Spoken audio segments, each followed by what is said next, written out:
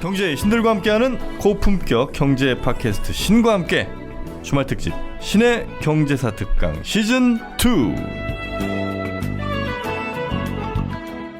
안녕하세요, 정프로입니다. 이프로입니다. 김프로. 뭘 이거 무슨 괴성을 내고 있어. 이 신선한 녹음실에서 뭐야? 맨날 사고 쳐줘 아저씨 요즘. 감탄사였는데 약간 신음으로 들렸나봐. 입이 근질근질하세요 요즘에?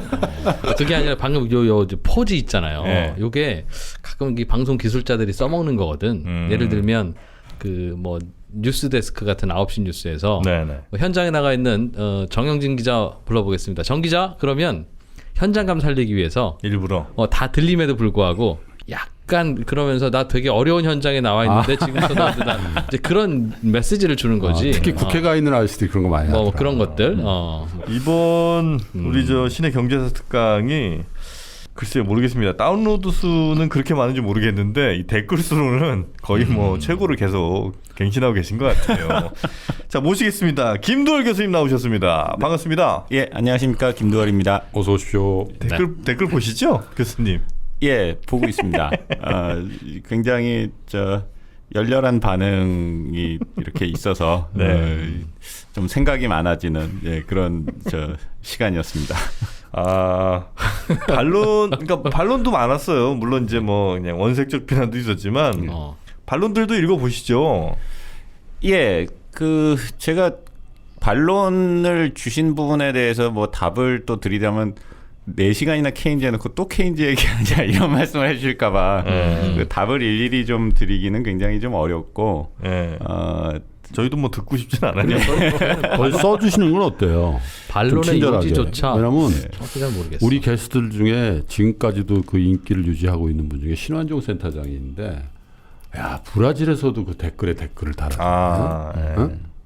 그러니까 거기에 감동하는 거야. 네, 청취자 여러분들이 뭔가 정말 진정성이 있다. 오늘 밤에 다실 거죠? 글쎄요, 근데 싸우진 마시고 알다 보면 맞아요. 아니면 저 학생 아이디 하나 빌리셔서 학생인 척 이렇게 저도 뭐 경제 공부하는 친구 뭐 이렇게 저희 교수님은 이의 뜻은 아마 이런 거였을 것입니다. 그렇게 가지는 것도 하나의 방법이라고 제가 슬쩍 한번 밀어드립니다. 저희는 그거 다 조회됩니다. 핸드폰 번호 입력하게 돼 있기 때문에 이거 김 교수잖아 이거. 자, 그나저나 뜨거운 논란거리 케인즈가 이제 지난 시간을 지나면서 이제 케인즈 얘기는 끝난 거죠? 예, 일단 마무리했고요. 뭐 다음에 관련된 부분들을 뭐 좀 언급할 수는 있겠습니다만 지난 시간까지의 내용으로 대공황이 발생한 이유가 1920년대 미국에서 과소 소비가 일어나고 그 과소 소비 때문에 경기가 급격하게 침체됐다라는 주장은 그렇게 큰 근거는 없다라는 말씀. 아울러서 케인즈의 여러 저작들 중에서 특히 일반 이론과 관련해서 본다면 과소 소비론으로 대공황을 설명하는 것으로 해석할 수는 있지만 그런 면에서 본다면 일반 이론은 대공황을 설명하는 데는 그렇게 좋은 설명은 아니다. 다시 말해서 자본주의 역사에 있어서 나타나는 불황이라고 하는 것에 대해서는 굉장히 심오한 통찰을 주었지만 대공황이라는 사건을 설명하는 데 있어서는 그렇게 좋은 설명이라고 보기는 어렵다라는 말씀까지로 일단은 마무리를 하도록 하겠습니다. 네. 그럼 이제 그것 때문에 대공황은 아니라 혹은 뭐 그것 때문에 케인즈 덕분에 극복한 것도 아니다. 뭐 이 정도는 알겠는데 그럼 그 대공황이 왜 일어났냐고 제가 첫 시간부터 우리 이프로님과 함께 계속 물어봤는데 근데 답을 안 주실 겁니까? 아닙니다. 대공황이 일어난 이유는 여느 경제 위기들처럼 이제 4가지 중에 한 가지 이유. 물론 이제 4가지가 다 섞여서 일어나는 거라고도 볼 수 있는데 그 4가지 중에 특히 어떤 것이 더 중요했느냐라는 맥락으로 이제 접근을 할 수가 있다는 것이고요. 그거는 이제 국내적 요인과 해외적 요인 그리고 실물적 요인과 화폐적 요인의 이제 조합. 그 4가지 조합 중에 이제 하나씩을 들여다보는 방식으로 지금부터 이제 말씀을 드리려고 하는데요. 그래서 오늘 처음 말씀드리려고 하는 것은 화폐론적 혹은 통화론적 설명이라고 하는 거를 이제 좀 소개를 드리려고 하는 것입니다. 결론을 먼저 말씀드리면 제가 자꾸 이야기가 미괄식이라고 좀 불편해하시는 분들이 계셔서 이 통화론적 설명이라고 하는 것의 결론을 먼저 말씀드리자면 미국의 중앙은행, 다시 말해서 연방준비이사회가 1920년대 말부터 해가지고 통화량을 부적절하게 줄이고 통화 정책을 이렇게 세련되지 못하게 한 결과로 은행이 연쇄 파산이 발생을 하고 그것이 이제 실물 부분에 급격한 위축을 가져옴으로써 대공황을 발생시켰다라는 것이 이제 중요한 하나의 이제 가설 혹은 주장으로 이제 제시되고 있습니다. 그래서 바꿔 얘기하면은 미국의 대공황이 왜 일반적인 경기 침체처럼 끝나지 않고 그런 큰 대공황이 됐느냐? 그건 중앙은행이 잘못했기 때문이다라는 설명이죠. 통화론자들 입장이죠. 그 이야기를 이제 제시했던 사람이 밀턴 프리드만이고, 밀턴 프리드만이 소위 말하는 통화론자의 뭐 대부 같은 그렇죠. 분이다 보니까 통화론자라고 이제 통화론적 설명이라고, 통화론자들의 설명이라고 이야기는 하는데, 근데 이제 거기서 조금 애매한 부분이 있어요. 뭐냐면 많은 분들은 통화론자라고 그러면은 경제에 그 정부가 개입하면 안 된다라는 주장, 다시 말해서 이제 케인지안에 반대되는 진영으로서 통화론자를 인식하는 경향이 많이 있는데 사실은 이제 거기에서 밀턴 프리드만이 이야기하는 것은 중앙은행이 잘해야 된다는 얘기거든요. 정부가 잘해야 이런 공황이 발생하지 않는다는 얘기고, 더 나아가서는 당시에 통화를 늘렸어야 되는데 줄였기 때문에 경제가 망했다라는 이야기를 하는 거니까 사실은 밀턴 프리드만은 정부의 적극적인 그리고 제대로 된 역할을 사실 굉장히 강조했던 거죠. 그런데 이상하게 그 통화론자라고 그러면은 경제에 개입을 하면 안 된다는 생각을 하는 사람들을 통화론자라고 이렇게 보통 언급하는 경우들이 많거든요. 근데 그거는 이제 원래 밀턴 프리드만이 했던 이야기와는 굉장히 거리가 먼. 이것도 역시 뭐 밀턴 프리드만이 굉장히 많은 저작을 남겼는데 뭐 많은 책들에서는 정부의 그 개입이 부적절하고 심지어는 굉장히 많은 부작용을 일으킨다는 이야기들을 많이 했습니다만 대공황에 대한 설명과 관련돼서는 사실 그런 의미의 통화론적 의미는 전혀 아니다. 뭐 이런 그거를 좀 먼저 말씀을 드리고 싶습니다. 예. 그래서 대공황에 대한 통화론적 설명이 뭔지를 이제 구체적으로 말씀을 드려야 되는데 이 얘기를 말씀을 드리려면 미국의 그 화폐 제도나 중앙은행에 대한 좀 사전 지식이 좀 필요합니다. 화폐제도랑 중앙은행이요? 예. 지금 생각하기에는 중앙은행은 한국은행이고 우리나라로 치면. 그렇죠. 미국은 달러 아닙니까? 그러니까 중앙은행이 뭘 잘못해서 대공황의 대응이 잘못됐다는 건 얼핏 제가 그냥 아무런 지식 없이 유추하기로는 공황이 닥쳤는데 그러면 금리 낮추고 돈을 풀어야 되는데 이 바보들이 금리를 안 내리거나 충분히 안 내리거나 혹은 또 무슨 이상한 논리로 금리를 올리거나 뭐 시중에 돈을 잘 안 풀거나 그래서 더 망그러졌어요라는 정도로 이해가 돼요. 그게 맞다면 굳이 그 당시에 미국의 중앙은행과 지금의 우리의 중앙은행의 운영 시스템이 많이 달랐어요? 사실은 굉장히 다릅니다. 그래서 그러니까 미국의 중앙은행은 예를 들어서 원래 이제 제가 생각했던 이야기부터 가기 전에 잠깐 답을 드리자면 미국의 연방준비이사회라고 부르는 Federal Reserve Board라고 부르는 FRB, FRB라고 부르는 거는 사실은 중앙은행이라는 이름을 피해서 지은 이름이거든요. 그리고 미국은 보면은 연방준비이사회라고 부르는데 그 이사회라고 부르는 이유가 12개의 연방준비은행을 이렇게 관장하는 어떤 그 체제가 연방준비이사회인 겁니다. 연방준비제도는 뭐예요? 그러니까 그걸 이제 연방준비제도라고 할 때는 그걸 그냥 시스템이라고 해서 그냥 제도라고 부르는데 Federal Reserve System이라고 그 전체를 부르는 이름이죠. 그러니까 미국의 중앙은행 제도를 시스템이라고 연방준비제도라고 하고. 그러니까 미국의 연방은행은 미국을 12개의 지역으로 나눈 다음에 그 12개의 지역에다가 각각의 지역에 Federal Reserve Bank를 만들어 놨거든요. 연방준비은행이라는 걸 만들어 놨습니다. 연방준비은행. 그러니까 연방준비은행, 뉴욕 연방준비은행, 뭐 세인트루이스 연방준비은행 이런 게 12개가 있는 거예요. 그리고 그 12개를 종합해서 관리하는 것이 Federal Reserve Board인 겁니다. 연방준비이사회. 그리고 사실은 이제 이게 기간에 따라서 굉장히 다른데 연방준비이사회와 연방준비제도가 처음에 1913년에 생겼을 때만 하더라도 12개의 페더럴 리저브 뱅크들은 각자가 통화량을 마음대로 하는 권한을 가지고 있었어요. 12개가 다? 그렇죠. 그래서 어떤 지역은 통화량을 빨리 늘리는데 어떤 데는 늦게 늘리고 막 이런 일들이 있었거든요.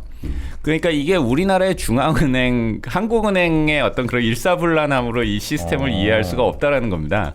그리고 이제 그 문제가 사실은 대공황의 중요한 원인이 되거든요. 중앙은행의 그런 그 특별한 시스템이 가져온 무언가 불합리성 이런 그렇죠. 것들이 잉태된 거다. 그렇죠. 그러니까 미국에서 사실은 중앙은행이 우리가 보통 생각하는 달러를 발권하기 시작한 게 1913년인데 1913년이요? 예. 그러니까 그 이전에는 미국에는 대략 한 4가지 종류의 화폐가 있었어요. 아, 하나가 아니라요? 예. 그래서 이제 그 얘기를 좀 말씀을 드려야 왜 이 문제들이 이렇게 논란이 되는지를 이제 설명을 드릴 한 수가 있어서. 나라에 화폐가 4개가 있었다고요? 아, 다 이름은 달러인데 네. 그 달러를 발행하는 주체 이런 거를 보면 한 4가지 정도의 화폐가 존재했던 디자인이 겁니다. 달랐어요, 그럼? 모양도 다르고 발권하는 곳도 다르고 그랬죠. 그냥 인쇄소만 다른 게 아니라. 예. 그래서 이제 그 얘기를 이제 제가 네. 처음부터 이제 좀 시작을 알겠습니다. 예. 그래서 만약에 이제 재밌겠다. 또 딴 얘기 너무 오래 한다고 생각하시는 분들은 아니요. 1회 다음에 2회부터 들으시면 되니까. 그건 뭘 또 감안하시고 삐졌어요? 왜 그래? 그런 얘기 아니에요. 아니, 우리 청취자들 그런 사람들 아니에요. 녹음실에 들어올 때부터 네. 상당히 많이 평상시하고는 다르게 긴장돼 있었어. 뭘 다음 거부터 들어야지. 네. 우선 이제 요 이야기는 미국이 식민지기였던 때부터 시작을 해야 되는데요. 네. 미국이 영국의 식민지긴 했지만 당시에 이제 카리브해의 이제 국제 무역이나 이런 것들은 남미 지역도 있고 해가지고 이 지역이 이제 스페인의 화폐권이었다고 보시면 될 것 같아요. 그래서 달러라는 말은 사실은 페소를 부르는 화폐 단위입니다. 에? 이게 영국의 화폐 단위가 아니고 사실은 스페인 화폐 그래요? 단위예요. 내가 알기로는 달러는 독일에서 왔는데 탈러라고. 아, 뭐 원래 탈러부터 왔는지 모르겠는데 네. 이게 그러니까 이 달러라는 이름을 붙이게 된 이유는 네. 당시에 미국이 식민지 당시에 주로 쓰던 화폐가 이제 그 페소예요? 그렇죠. 그러니까 그 무역과 관련해서 이제 네, 금, 은화 같은 것들이 이렇게 들어오고 나가고 하는 네, 것이 그 스페인 동전 그 금화 은화들이 굉장히 많았어요. 그리고 이 영국의 화폐 제도가 사실은 굉장히 복잡하지 않습니까? 그렇죠. 그 김동완 대표님께서 잘 아시는 것처럼 이게 십진법이 아니에요.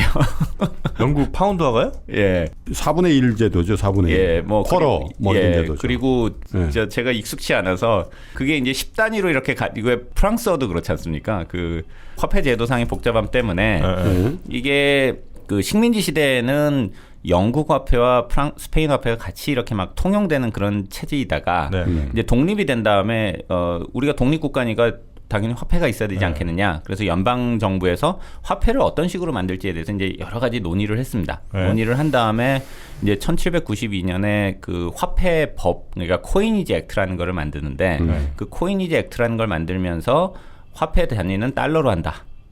그러니까 영국의 식민지였음에도 불구하고 파운드를 기준으로 한 것이 아니고 달러로 한다라는 걸 정하고 그다음에 이때 이제 제일 논란이 된 건 뭐냐면은 이걸 기준을 은으로 할 것이냐 금으로 할 것이냐를 가지고 엄청나게 싸워요. 원래 이제 스페인이나 이제 이쪽에서는 은을 굉장히 많이 사용을 하고 있었기 때문에 이제 은과 금을 하나를 선택하는 것, 그러니까 본위 제도를 금본위로 할 것이냐 은본위로 할 것이냐의 문제가 있고 그런데 결국에 가서는 미국은 복본위 제도로 갑니다. 두 개 다. 금과 은을 모두 인정한다. 그런데 이 복본위 제도라는 게 겉으로 보기에는 두 개 다 쓰고 있으니까 둘 다 인정하면 되지 뭐 이렇게 해서 좋아 보이긴 하는데 환율의 문제가 이제 생기기 시작을 해요. 아, 금값 올라갈 때랑 그렇죠. 떨어질 때. 금화와 은하에. 그렇죠. 더 가치가 있는 거는 다 안 내놓고 네. 가치 없는 걸로 이렇게 옮겨간다든가 이제 이런 문제들이 생기지 않습니까? 그래서 이때부터 이제 미국의 화폐 제도가 굉장히 복잡해지기 시작을 하고 처음에는 그리고 종이화폐라는 건 없었어요. 그래서 이제 미국이 이제 처음에 만든 제도는 복본위 제도인데 그거를 주조하는 주조국, 영어로 이제 민트라고 부르는데요. 민트라는 걸 연방 정부가 만든 다음에 화폐는 연방 정부에서 그냥 만드는 겁니다. 그러니까 예를 들어서 금이 생산돼서 금이 들어오면 그 금을 가지고 이렇게 동전을 만드는 거죠. 그게 이제 그 기본 화폐 제도였다고 보시면 되겠어요. 그리고 이제 미국은 주가 있고 연방 정부가 있는데 연방 정부에서는 각 주에다가 돈을 만들 수 있는 권한을 주지 않았습니다. 그래서 주에서 예를 들어서 금이 있다고 하더라도 이거를 동전을 만들고 이런 거는 못 하고 동전을 만드는 거는 다 저 연방 정부에서 했어야 됐는데 이제 재밌는 건 뭐냐면 각 주는 은행을 만들 수가 있었어요. 네. 그러니까 무슨 얘기냐면은 요거는 너무 길게 말씀드리진 않겠습니다만 각 주는 그 코퍼레이션을 만들 수 있는 권한이 있었습니다. 우리나라식으로 하면 주식회사인데 우리가 법인을 만들 수 있는 권한이 각 주는 가지고 있었다 보니까 각 주가 우리 주가 인정하는 인코퍼레이트한 은행들을 이렇게 만들었어요. 근데 은행을 만드니까 이제 어떤 일이 발생을 하냐면 예를 들어서 제가 금화 은화가 있지 않습니까? 그럼 금화 은화를 은행에 맡겨요. 그래가지고 $100어치의 금화를 은행에 맡기게 되면 은행은 저한테 예금 통장을 주지 않습니까? 근데 이제 내가 돈을 받았다는 영수증을 줄 텐데 그 영수증을 어떤 식으로 주냐 하면은 $1짜리 종이 조각 100개로 주는 거예요. 우리는 그걸 이제 보통 뱅크노트라고 부릅니다. 그래서 이제 그 증서를 내가 만약에 은행으로 가져가면 $1짜리 동전을 다시 주는 거죠.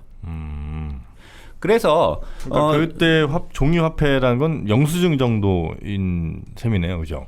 그러니까 이걸로 개념은 영수증이지만 사실 화폐가 되는 거죠. 그때부터. 그걸로 거래도 가능은 했고요. 그렇죠. 네. 그러니까 여기서 하나 이제 주목하셔야 될 거는 금화, 은화는 전국에서 다 똑같습니다. 그러니까 그 주조국이 만드는 연방정부가 만드는 건데 은행권은 예를 들어서 버지니아주가 있으면 버지니아주의 그 이렇게 주 법에 의해서 만들어진 은행, 그걸 이제 영어로는 스테이트 뱅크라고 그러는데 우리말로는 이제 그래 주법에 의해서 만들어졌다고 해서 주법은행이라고 보통 번역을 합니다. 근데 그 주법은행이 10개가 있다고 하면 10가지 종류의 뱅크노트, 다시 말해서 지폐가 이렇게 그 주에선 통용이 되는 겁니다. 그런데 이제 그 중에 어떤 사람이 아까 이제 이 기자님께서 말씀하신 것처럼 다른 주에서 온 사람이 나는 저기 매사추세츠에서 버지니아에 왔는데 매사추세츠 주 뱅크노트를 가지고 와가지고 이걸 가지고 뭐 물건을 사려고 그러는 거예요. 양구군에서 오신 분이 양구 지역 상품권 갖고 와서 성남시에서 쓰려고 했던 거죠. 그렇죠. 예. 이제 그런데 이런 일들을 매사추세츠에서 버지니아 정도 오면은 우리 그거 못 받아 이러지만 버지니아 주에도 주에 이제 주 도로부터 이렇게 먼 곳 가까운 곳 이제 이런 게 있을 수가 있잖아요. 그렇죠. 그러다 보니까 이 각 은행이 만들어 놓은 뱅크노트들 간에 환율이 생기기 시작을 해요. 원래는 그 가치가 똑같아야 되는데. 가치가 똑같아야 되는데. 왜냐면 같은 그렇죠. 편의성과 불편성. 그럼 양국은 예를 들어서 실제로는 안 그렇습니다만 양국은 상품권으로는 사 먹을 수 있는 게 오로지 오뎅 백반밖에 없다면 그건 10,000원이라고 써 있지만 성남시에 가서 급하게 쓰려면 5,000원이라면 내가 바꿔주지만 그 이상은 안 돼. 근데 우리 실제로 내가 그렇게 말이 많지 오늘. 오뎅 백반. 똑같은 상품권도 똑같은 구두 상품권인데. 네. 야, 양구는 막국수를 예를 들어야지 오뎅백반이 뭐냐. 비달이 어떻게 된 거야. 똑같은 구두 상품권인데 엘칸토 상품권과 금강 상품권은 가격이 시중에서 거래되는 가격이 달라요. 액면가 10만 원이지만 67,000원, 70,000원, 3,000원. 네, 심지어는 이건 뭐 수급이 작용돼서 그런데 백화점 상품권도 달라요. 롯데백화점과 뭐 현대백화점의 상품권 가격이 깡하는 데 가면 또 다르다는 거죠. 그래서 이제 그게 아까 말씀해 주신 것처럼 그거를 이제 금으로 찾아서 이동을 하면은 힘드니까 그 환율을 이제 물더라도 이제 그게 편하다. 뭐 이제 이런 일들도 발생을 하고 또 거기에서 이제 더 문제가 되는 건 당장 짐작하실 수 있겠지만 위조 지폐가 이제 엄청나게 이제 돌기 시작을 합니다. 바로 확인이 좀 안 되니까. 그래서 이제 이런 혼란 때문에 이 건국의 아버지들 중에 한 명으로 이제 이 유명한 뮤지컬도 있지만 알렉산더 해밀턴이 나와가지고 재무장관이었죠. 그렇죠. 이런 혼란을 좀 없애야 되겠다. 그리고 이 은행 제도가 잘 발달하려면 유럽에 보니까 중앙은행이라는 것이 있더라. 중앙은행이란 걸 만들자라고 해가지고 미국 역사에서 최초의 중앙은행을 이제 1791년에 만듭니다. 그걸 이제 보통은 First Bank라고 불러요. First Bank of the United States라고 부르는데 왜 First Bank라고 부르냐면 이게 20년 기한의 인코퍼레이션을 받아서 만들었는데 20년 된 다음에 차터, 그러니까 그 면장이라고 그러죠. 그 면장을 갱신해야 되는 순간에 국회에서 갱신을 안 해줘가지고 끝나버렸어요. 그러니까 이거를 이 법인은 20년 수명이 있다라고 해가지고 면장을 써줘놓고는 중앙은행을 만들면서 이게 20년이 되는 순간에 그 면장의 갱신을 안 해줘버린 거죠. 그래서 이제 이게 퍼스트 뱅크가 돼버렸습니다. 중앙은행이 20년 만에 문 닫았다고요? 그렇죠.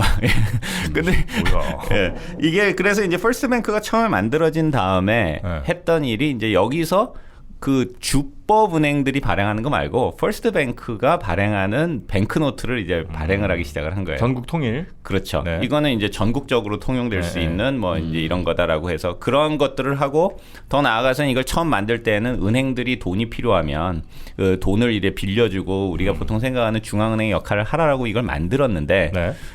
그런데 이제 이 미국의 역사에 보면은 이런 중앙은행을 만들어야 된다라는 이런 생각을 가진 사람들을 보통 연방주의자, 영어로 이제 페더럴리스트라고 하고 이 사람들은 미국을 각 주의 연합이라고 생각하기보다는 하나의 통일된 나라로 만드는 거에 대해서 예, 그렇죠. 굉장히 그렇죠. 그리고 이제 뭐 산업을 부흥하고 이렇게 어떻게 하면은 통일된 제도를 만들고 이런 것들을 중요하게 생각을 했는데 그 반대쪽에는 이렇게 하면서 생겨나는 그 연방 정부가 개인의 어떤 생명과 재산에 큰 위협이 된다고 생각하는 사람들이 또 굉장히 많이 있었어요. 국권주의자들이죠. 그렇죠. 그 사람들을 대표하는 사람이 토마스 제퍼슨이고 그렇죠. 그래서 이제 이 사람들이 이런 식의 일종의 그 괴물이 등장하는 거를 굉장히 두려워했습니다. 그래서 이제 이 퍼스트뱅크가 처음에 20년이 지나고 그 면장을 갱신해야 될 때 갱신을 안 해줘 버린 거예요. 그래가지고 중앙은행이 20년 지나고 그냥 망해버렸습니다. 그냥 그래서 문을 해밀턴하고 닫아버렸어요. 제퍼슨은 정말 불구대천지 원수가 되는 거군요. 그렇죠. 예. 그런 이제 이건 뭐 미국 역사에 오늘날까지도 이어지는 뭐 큰 그 연방 정부를 견제해야 된다는 입장과 연방 정부가 강해져야 된다는 뭐 미국 역사에 미국 사회의 어떻게 보면 가장 정치 사회의 가장 중요한 두 축이라고 보시면 되겠고요. 근데 이제 중요한 거는 이 처음에 발행했던 퍼스트뱅크의 뱅크노트는 우리가 보통 그 이야기하는 한국은행 지폐는 아니었고 이건 그냥 태환 지폐예요. 뭐냐면 이 지폐를 가지고 그 퍼스트뱅크에 가면 그에 해당하는 금을 주는 그런 거였다고 보시면 됩니다. 이제 이게 이제 처음에 미국에 이게 생겨났던 제도였고요. 그랬다가 이걸 문을 닫게 하니까 또 불편한 것도 많고 이래가지고 몇 년 안 지나서 다시 이제 그 뱅크를 또 한 번 만들었어요. 그걸 이제 보통 세컨드 뱅크라고 부릅니다. 그래가지고 이 세컨드 뱅크는 수명이 근데 이거는 20년도 채 안 돼서 1817년에 만들었는데 1832년에 또 문을 닫아요. 15년 만에. 예.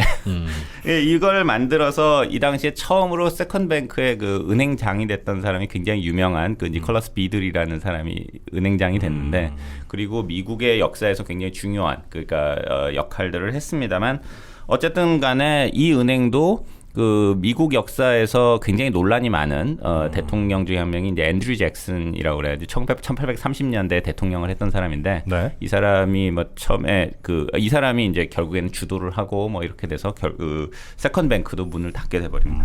아니 근데 만약에 그 세컨뱅크에서 발행한 화폐를 들고 있던 사람이 갑자기 은행 망하면 그 돈 들고 어떻게 보상은 해주긴 했겠죠 그때도. 예, 그걸 가지고 오면 뭐 금은 주는 거는 했을 것이고 망한 뒤에도. 근데 이제 이렇게 이 은행들이 문을 닫고 나니까 그 다음에는 다시 원점으로 돌아간 거예요. 그러면은 사람들이 돈이 필요하면 어떻게 하느냐? 그 돈의 그렇죠. 통화량의 증가는 금의 생산량에 의해서 결정이 되는데 금의 생산량이 예를 들어서 경제 성장률보다 낮으면 그러면 이제 돈이 없어서 경제 활동이 위축되는 이제 이런 문제들이 발생할 수 있지 않습니까? 그러다 보니까 각 지역에 있는 주법은행들이 발행하는 뱅크노트들이 그 쉽게 얘기하면 1달러라고 써 있긴 한데 이거는 각자가 다 은행 이름마다 다 다른 모양의 다른 디자인의 이제 돈들이 이제 거래되는 이제 이런 시스템으로 다시 돌아간 거고요. 그리고 이제 여기에서 한 걸음 더 나아가서 그 세컨뱅크가 문을 닫고 나니까 이 당시 미국은 서부로 굉장히 많이 팽창을 하고 있었던 때인데 저 서부에 있는 어떤 은행에서 갑자기 자본금 조금 만들어가지고 돈을 막 찍어내는 거예요. 그러다가 갑자기 문을 닫고 싹 사라져버리는 이런 일들이 발생을 합니다. 그래서 이제 이런 은행들을 당시에는 그 와일드캣 뱅킹이라고 불러가지고 미국 역사에서 굉장히 좀 논란이 되는 이제 이런 일들이 이때 또 있었고요. 그러니까 금을 보유하고 있지 않으면서 사실은 금과 1대1로 매치해야 되는 것이고 그렇죠. 최초로 은행을 설립할 때는 금 100만 달러어치가 있으면 100만 달러만 찍어서 이제 이걸 노트를 발행할 수 있는 것이고 그렇죠. 누군가가 금을 예치하러 오면 그 금을 받고 그러면 또 노트를 찍어서 이제 하는 거니까 예금자들이 갑자기 일시에 다 몰려오더라도 금을 다 나눠주고 나면 끝. 그렇죠. 은행은 문 닫지만 피해 본 사람은 하나도 없는 그게 원칙이었을 텐데 그렇죠. 그게 아니고 이금을 아무도 매일 다 찾아가지는 않네 싶으니까 이제 막 그렇죠. 뱅크노트는 더 찍어내기도 하는 거죠.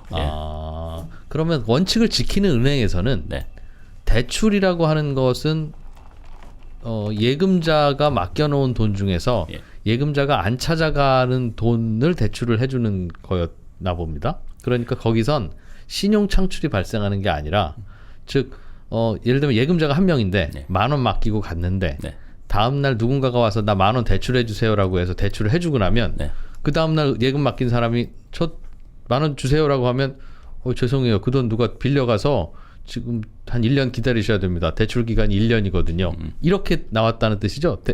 그렇게 됐었다는 뜻이죠? 예, 그러니까 이게 어떤 은행이든지 우리가 보통 은행이 그냥 금을 맡아주는 곳은 아니고 신용을 창출하는 곳이면은 우리가 가진 지불준비금을 그 대출금이랑 딱 맞추진 않지 않습니까? 그러니까 그렇죠. 그거보다는 더 많이 발행하는 것이 일반적이고 제가 이 시기 정확하게 그 지불준비율에 대한 어떤 규제라든가 이게 어떻게 돼 있는지 모르지만 그만큼 뭐 신용 창출이 안 됐던 거는 아닌데 문제는 어떤 은행들은 이거를 뭐 지불 능력은 요만큼밖에 안 되는데 조금밖에 안 되는데 돈을 막 찍어내가지고 그러다 갑자기 이제 사라져버리는 이런 짓들을 했던 것이 이제 와일드 캡뱅킹이라고 하시는 거고요. 중앙에서 관리 감독을 하고자 하는 게 이제 아까 말씀하신 연방주의자들의 입장이었고 그렇죠.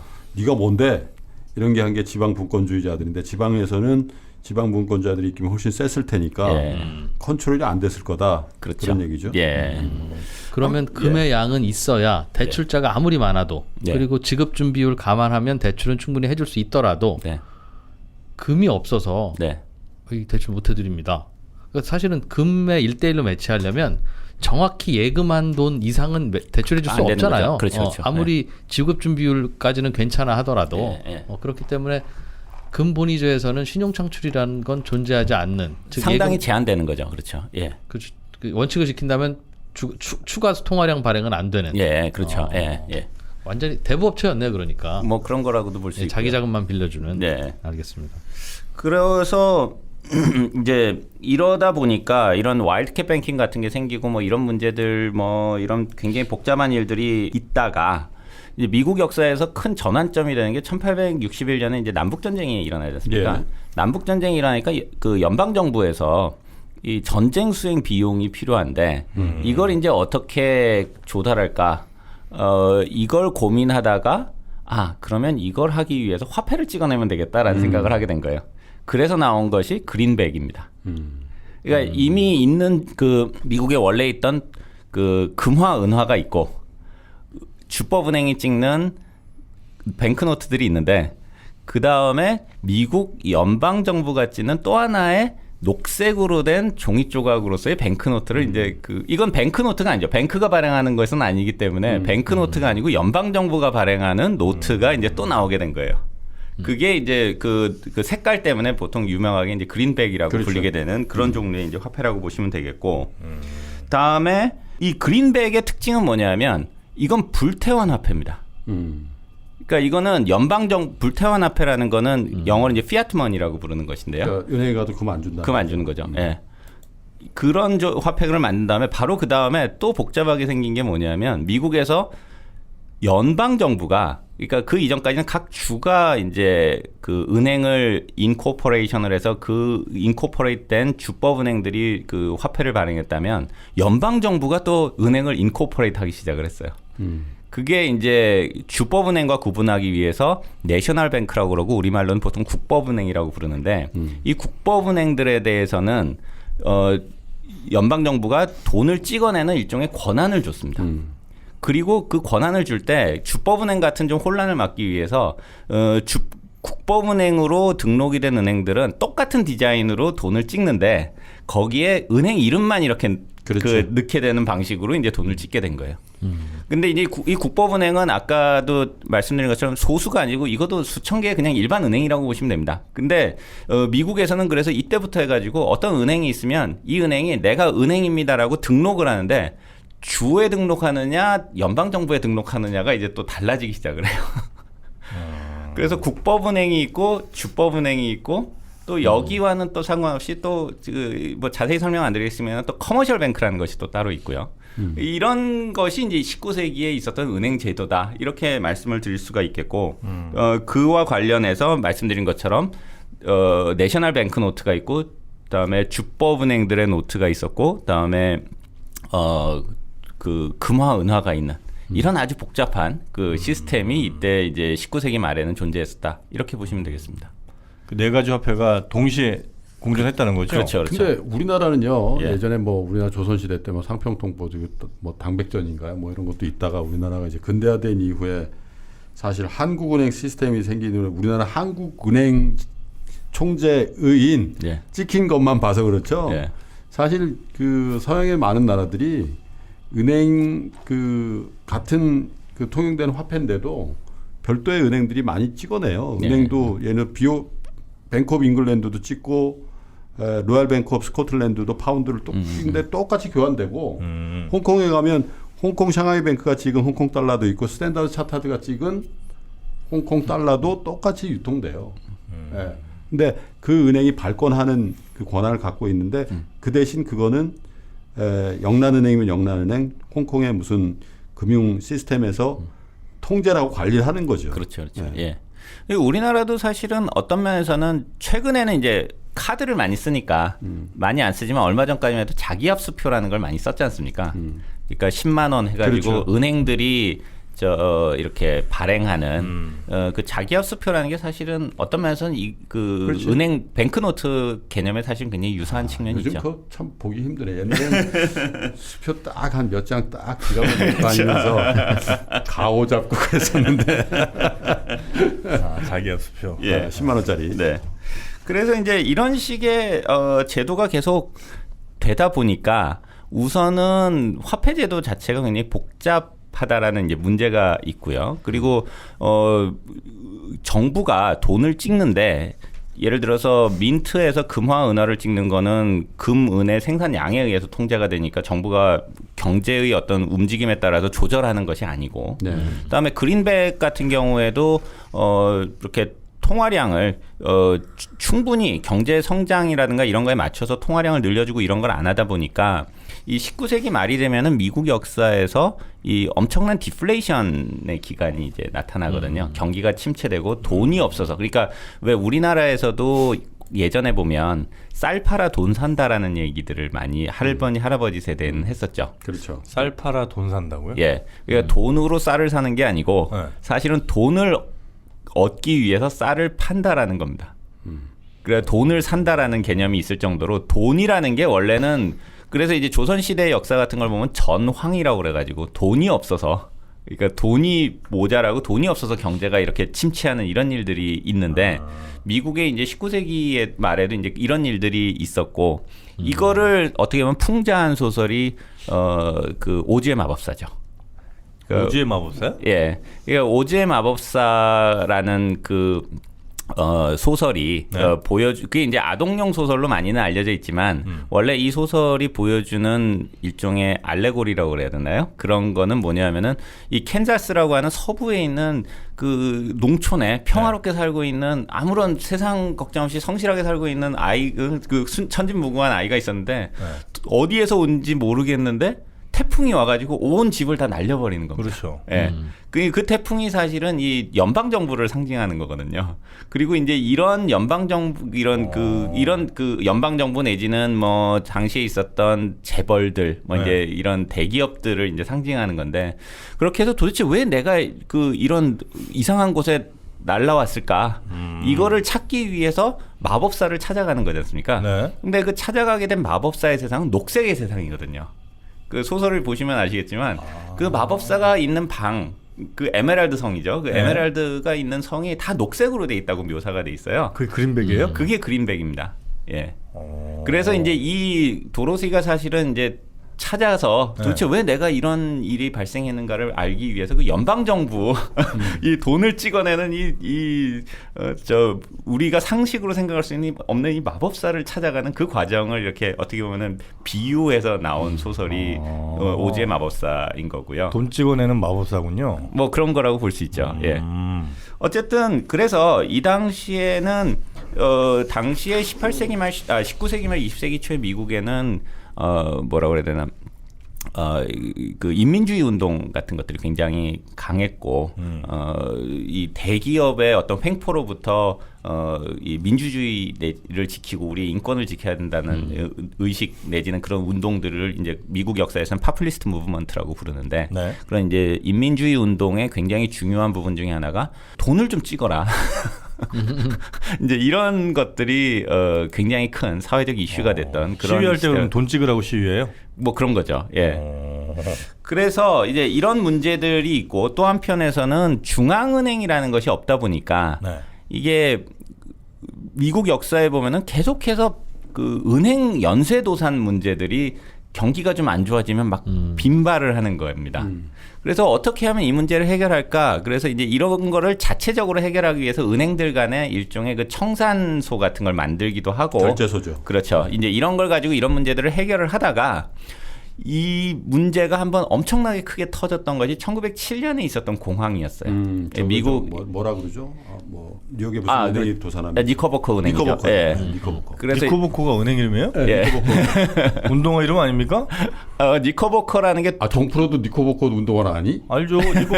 그 광고도 한참 했었는데. 그 세대구나. 그럼 허쉬파피도 알지? 그건 단화. 그 좀 이름이 좀 장난스러워 보입니다만 아무튼 독일계 성이고 니커버커라는 니커버커라는 사람이 만든 은행이라고 보시면 되겠고요. 니커버커라고 아마 뉴욕에 가면 거기 건물이 있을 겁니다. 예. 그래서 이 사실은 1907년 그 미국의 대침체 내지는 그 당시에 그 패닉이라고 부를 만한 사건은 미국 역사에서 굉장히 중요했는데 이 1907년 패닉이 일어났던 큰 이유는 뭐냐면 사실은 1906년에 샌프란시스코 지진 때문에 이제 문제가 시작이 됐어요. 샌프란시스코 지진은 뭐 역사적으로도 엄청나게 유명했던 큰 지진이었고요.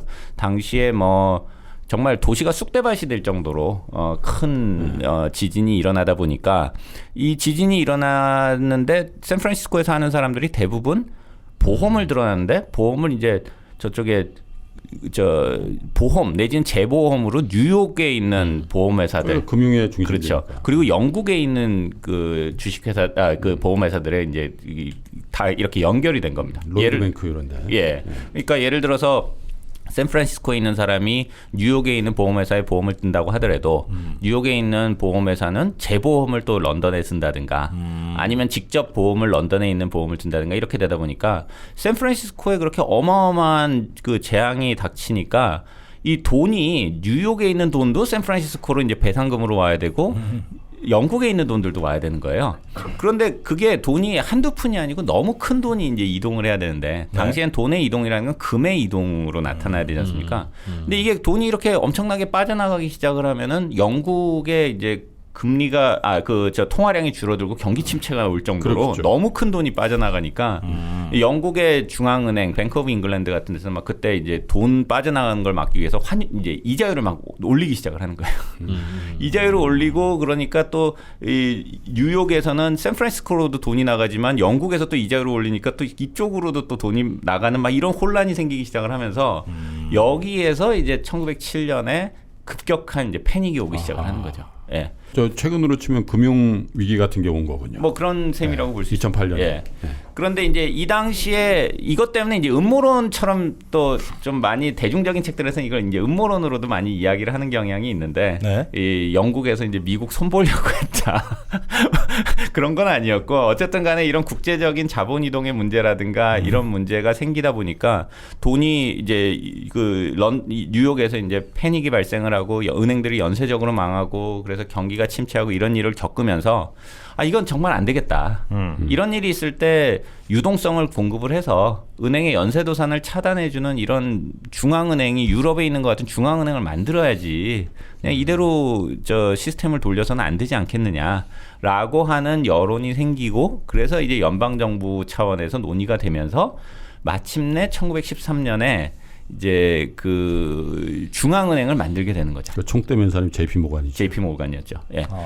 근데 이제 이 중앙은행을 만드는데 그 아까 서두에서도 말씀드린 것처럼 중앙은행이라고 하는 것에 대해서 엄청난 반대가 있습니다. 그래서 센트럴뱅크라는 이름을 쓰질 못해요. 센트럴뱅크라는 이름을 쓰질 못하고 그냥 돈을 이렇게 비축해놨다가 필요하면 빌려준다라는 의미에서 페더럴 리저브라고 하는 것이 이제 비축해 놓는다는 뜻이지 않습니까? 그래서 이제 페더럴 리저브 뱅크라는 이름을 붙이고 그리고 이걸 통제하는 뭐 이거는 이 자체를 연구하시는 분들이 뭐 나중에 기회가 되시면 설명해 주시면 좋겠습니다만 아무튼 이걸 만들면서 굉장히 복잡한 제도를 만듭니다. 뭐냐면 우선 첫 번째로 미국을 12개의 그 디스트릭트로 나눈 다음에 지역으로 나눈 다음에 각각의 페더럴 리저브 뱅크를 만들어요. 그런 다음에 이 페더럴 리저브 뱅크들 12개의 어떤 그 조율 문제를 하기 위해서 보드라는 걸 만들었죠. 페더럴 리저브 보드라는 걸 만들었고 그 보드는 7명의 멤버로 이제 구성이 돼 있는데 네. 그 중에 2명은 이제 당연직으로 이제 재무부 장관이라든가 이제 이런 사람 2명이 들어가는 거 말고 이제 원래 보드 멤버로 이제 5명을 선임을 해서 이제 운영을 하게 돼 있어요. 그런데 이 처음에 만들었을 때 1914년에 만들었을 때 그러면은 이 보드와 개별 그 페더럴 뱅크 간에는 도대체 무슨 관계가 있는 거냐? 예를 들어서 보드에서 야, 니네 세인트루이스 뱅크에서 이번에 통화량을 얼마만큼 늘려라고 명령하면 따라야 되는 거냐? 이제 이게 사실은 그게 처음 만들었기 때문에 전혀 명확하게 돼 있지가 않았습니다. 권한 등에 대해서. 그렇죠. 네. 그러다 보니까 그 규율이라고 해야 되는 것이 너무너무 복잡했어요. 그래서 아까 말씀드린 보드라는 거 말고 또 여기에서 각 페더럴 리저브 뱅크들을 관장하는 최고 책임자를 가버너라고 부르는데 12명의 가버너들이 모인 또 다른 조직을 하나 또 만듭니다. 그래가지고 이 가버너 조직하고 보드 조직 간에 또 이런 협의 문제가 또 생기기 시작을 하는데 그 과정에서 이 1913년부터 1930년 사이에 그럼에도 불구하고 이 미국 연방준비 제도를 이끌었던 사람은 네. 그 보드의 장이 아니라 뉴욕 페드의 장이었던 벤저민 스트롱이라는 사람이었어요. 뉴욕 저 연방은행의 그렇죠. 대빵. 그렇죠. 예. 이 사람은 그 1913년에 아마 제 기억에는 그 보드의 그 가버너로가 되는데 20년대 말에 저 심장마비로 죽거든요.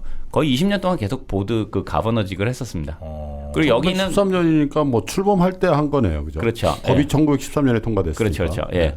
그러니까 거의 뭐 20년 가까운 기간을 그 장으로 있었고, 그래서 이제 좀 길게 말씀드렸습니다만 좀 마무리로 말씀드리고 싶은 거는 네. 이 1920년대에 미국의 페드라고 하는 조직은 굉장히 신생 조직이었고, 그리고 이 조직은 우리가 생각하는 것처럼 이 규율이 잘 잡힌 권한이 이렇게 분명하게 돼 있는 이런 조직도 아니었을 뿐만 아니라 여기에 있는 이 사람들이 도대체 중앙은행이라고 하는 것이 무슨 역할을 해야 되느냐, 더 나아가서는 이제 국제적으로 그러니까 미국이 이제 제1차 세계대전이 끝난 다음에 이 세계에 있어서 경제적으로 사실상 제1의 국가가 됐고 영국은 그 지위가 굉장히 낮아진 이 상황에서 미국의 그 FRB라는 것이 전 세계 경제를 위해서 뭘 해야 되느냐라는 인식이 사실은 그렇게 좋았던 그런 조직이라고 보기가 굉장히 어렵다는 겁니다.